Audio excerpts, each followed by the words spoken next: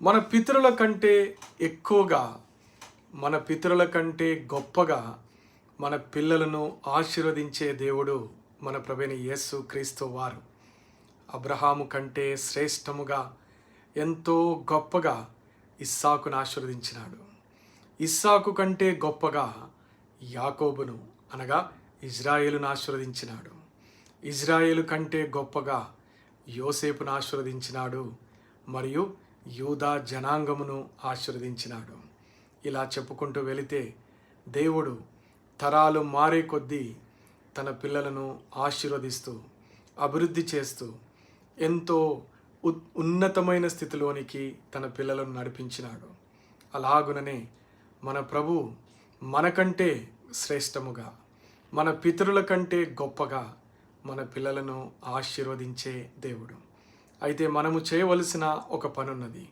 మన పిల్లలను ప్రభు యొద్దకు తీసుకొని రావలెను, ఆయన యొద్దకు చేర్చవలెను.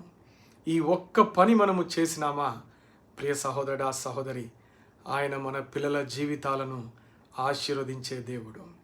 మన పిల్లలను విడిచిపెట్టడు. ఇజ్రాయేల్ని కాపాడువాడు కునుకడు, నిద్రపోడు. మనను మన పిల్లలను కాపాడే దేవుడు కునకడు, నిద్రపోడు.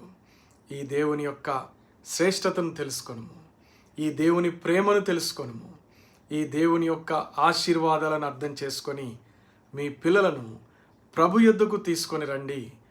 ప్రభు యొక్క వాక్యములో మీ పిల్లలను పెంచండి. దేవుడు మిమ్మల్ని, మీ కుటుంబములను, ప్రాముఖ్యంగా మీ తరతరములను దేవుడు బహుగా ఆశీర్వదించును గాక.